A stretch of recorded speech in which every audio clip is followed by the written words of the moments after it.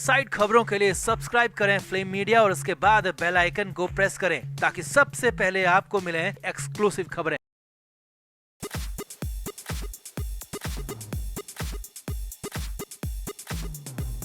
संजय राउत पर मुंबई में सबसे बड़ी चोट हुई है। राउत पर सबसे बड़ा अटैक हुआ है और हालात ये हैं कि संजय राउत उल्टे पैर भागने को मजबूर हो गए। कहां तो यहां तक कहा जा रहा है कि संजय राउत कहीं छिप गए हैं। खुद हार मानकर संजय राउत ने भी मान लिया है और संजय राउत ने मुंबई को लेकर नया प्लान बताया और उसके बाद ही संजय राउत पर सबसे बड़ी चोट हुई है। तो आपको दिखाते हैं सब कुछ क्या हुआ, नया मामला कैसे बजट के बाद बिगड़ गए हालात। आप भी इस वीडियो को शेयर करें और कमेंट बॉक्स में अपनी राय जरूर दें। तो केंद्र सरकार का बजट पेश होने के बाद कई तरह की प्रतिक्रियाएं आई। संजय राउत ने भी बेहद तीखी बात कही और उसके बाद तो हालात ऐसे पलटे कि खुद राउत को बचने के लिए भागना पड़ा। खुद संजय राउत ने भी इसे मान लिया और उसमें सबसे बड़ा रोल निभाया संजय राउत के मुंबई प्लान ने। सिलसिलेवार तरीके से आप भी देखिए और समझिए। मोदी सरकार का बजट पेश होने के बाद संजय राउत ने बेहद तीखी प्रतिक्रिया दी और कहा कि जनता के पैसे से कैसे 2024 का चुनाव लड़ा जाएगा, कैसे जनता के पैसे को खर्च करके अपनी चुनावी वैतरणी पार करने की कोशिश की जाएगी। ये सब कुछ इस बजट में दिख गया। लेकिन इस बजट में मुंबई को कुछ नहीं मिला, महाराष्ट्र को कुछ नहीं मिला, जबकि महाराष्ट्र और मुंबई सबसे ज्यादा रेवेन्यू देने वाली जगह है, ये संजय राउत ने कहा। आगे देखिए, संजय राउत ने इसके बाद कहा कि इनका प्लान इसी तरह से मुंबई में बीएमसी का चुनाव जीतने की है। और राउत ने आगे कहा कि पीएम मोदी इसीलिए लगातार महीने में 2 बार मुंबई आ रहे हैं। वो लगातार मुंबई आकर बीएमसी चुनाव जीतना चाहते हैं।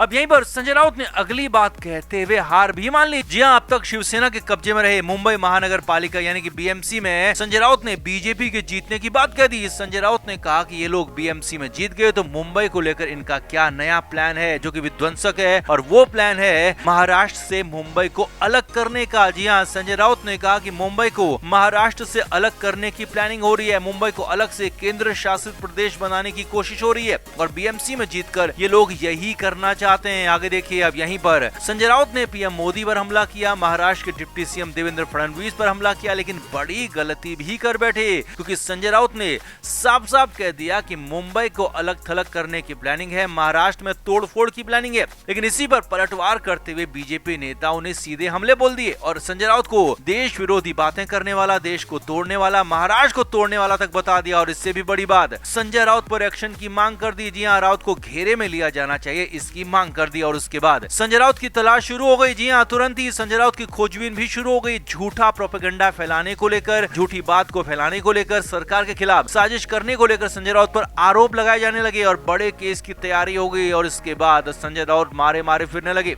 अब सूत्रों के हवाले से बड़ी खबर यह है कि संजय राउत अंडरग्राउंड होने के बारे में भी प्लानिंग कर रहे हैं। जी हां, अगर यहां पर संजय राउत के खिलाफ ऐसा कुछ नया केस दर्ज होता है या कहें कि जो अंदाजा लगाया जा रहा है कि राजद्रोह जैसा केस भी यहां लगाया जा सकता है, तो ऐसा कुछ अगर होता है, ऐसी कंडीशन आती है, तो उस जगह पर संजय राउत ने तय कर लिया होगा कि वो अब जेल नहीं जाएंगे, क्योंकि पहले भी वो कह चुके हैं कि वो जेल में उनकी हालत खराब थी, वो किसी भी हालत में जेल जाना नहीं चाहते हैं। और इसीलिए सूत्रों के हवाले से खबर है कि इस बार संजय राउत अंडरग्राउंड हो सकते हैं, अंदर ही अंदर गायब होने की कोशिश भी कर सकते हैं। हालात तो कि संजय राउत खुद हार कर डर कर बैठ गए और अभी से संजय राउत को डर लगने लगा है कि कहीं बीएमसी में हार गए तो क्या होगा, और इसीलिए इतना बड़ा आरोप लगा दिया जो कि खुद उन पर भारी पड़ने जा रहा है। और उसी मुंबई को अलग करने, मुंबई को महाराष्ट्र से तोड़ने के मामले में बड़े एक्शन की तैयारी भी की जाने लगी है। तो कुल मिलाकर संजय राउत की मुश्किल फिर से बढ़ गई है। उनकी मुश्किल कई गुना बढ़ सकती है अगर उन पर सीधे सीधे नया एक्शन होता है, नया केस होता है। तो आपका इस पर क्या कहना है? क्या वाकई मुंबई को महाराष्ट्र से अलग करने की कोशिश हो रही है या फिर संजय राउत झूठा प्रोपेगेंडा फैला रहे हैं? आप क्या मानते हैं? कमेंट बॉक्स में आप भी जरूर बताएं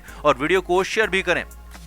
तो संजय राउत अक्सर बयानबाजी करते रहते हैं, अक्सर विरोधियों पर हमले बोलते रहते हैं, लेकिन हर बार उनके निशाने पर लोकल लोग या कहें कि मुंबई के पॉलिटिशियंस होते हैं। मगर इस बार तो संजय राउत ने हाथ लंबा कर दिया और अपने हाथ को सीधे सीधे मुंबई से दिल्ली तक पहुंचा दिया, जिसके बाद खासा बवाल हुआ। जी हां, संजय राउत ने अपने हाथ को बहुत लंबा कर दिया, अमित शाह पर, पीएम मोदी पर हमला कर दिया। असल में ये पूरा मामला कहें या कहें कि विवाद तब शुरू हुआ जब जब महाराष्ट्र में एक विरोध प्रदर्शन हुआ। सकल हिंदू समाज की तरफ से मुंबई में प्रदर्शन किया गया और ये प्रदर्शन लगातार बढ़ रहे धार्मिक हमले, लगातार बढ़ रहे लव जिहाद और माइनॉरिटी दुकानदारों से सामान नहीं खरीदने को लेकर था। और इसी मुद्दे को संजय राउत ने लपक लिया। जी हाँ, राउत ने मामले को न सिर्फ लपका बल्कि इसी मुद्दे पर पीएम मोदी तक हमला कर दिया। संजय राउत ने कहा कि आज हमारे देश में खुद को दो सबसे बड़े हिंदू कहने वाले देश के सर्वोच्च पदों पर हैं। नरेंद्र मोदी प्रधानमंत्री और अमित शाह देश के गृह मंत्री, और ये दोनों खुद को देश का सबसे बड़ा हिंदू कहते हैं। और यही नहीं, संजय राउत ने कहा कि आज महाराष्ट्र में भी खुद को हिंदुओं की सरकार कहने वाली ये शिंदे सरकार है। लेकिन इसके बाद भी इससे बड़ा दुर्भाग्य क्या होगा कि आज देश का हिंदू ऐसे सड़क पर उतरने को मजबूर है, ऐसा विरोध प्रदर्शन कर रहा है। जी हाँ, महाराष्ट्र में मुंबई में हुए उस सकल हिंदू समाज के विरोध प्रदर्शन का संजय राउत ने सीधे सीधे माइलेज ले लिया और साफ साफ आरोप लगा दिया कि नरेंद्र मोदी, अमित शाह जैसे हिंदू लीडर्स के रहते हुए हिंदुओं को मुश्किल हो रही है, हिंदुओं की मुश्किलें बढ़ रही हैं। और महाराष्ट्र की सरकार भी, जो कि खुद को हिंदुओं की सरकार कहती है, उसके राज्य में हिंदू सुरक्षित नहीं है, उनके हितों की रक्षा नहीं हो रही। और ये बहुत बड़ा सवाल है।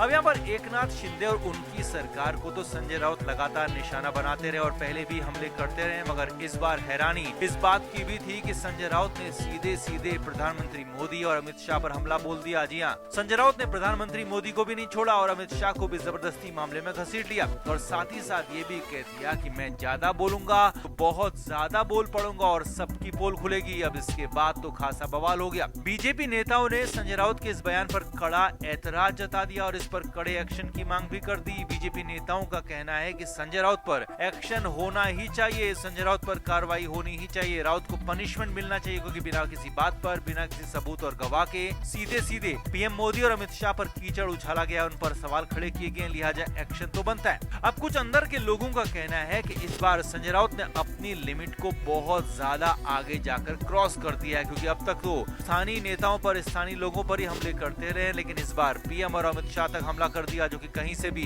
बर्दाश्त के लायक नहीं है। और इसका नतीजा संजय राउत को भुगतना पड़ सकता है। संजय राउत के खात्मे की उल्टी गिनती शुरू हो गई है, क्योंकि संजय राउत पर अब ऐसा हमला हो सकता है जो कि आज तक नहीं हुआ। संजय राउत को कुछ ऐसा किया जा सकता है जो कि उन्होंने आज तक देखा नहीं होगा, और हो ये भी सकता है कि हमेशा हमेशा के लिए उन्हें जेल की कालकोठरी में अपनी जिंदगी बितानी पड़ जाए। तो कुल मिलाकर संजय राउत के इस बयान से एक बार फिर से मुंबई में, महाराष्ट्र की सियासत में हलचल है, खलबली मची हुई, हालात बेकाबू है। फिलहाल इसके बाद जल्द से जल्द संजय राउत पर एक्शन होने की उम्मीद की जा रही है। तो आपका इस पूरे मामले पर क्या कहना है, कमेंट बॉक्स में आप भी अपनी राय जरूर दें और वीडियो को शेयर भी करें।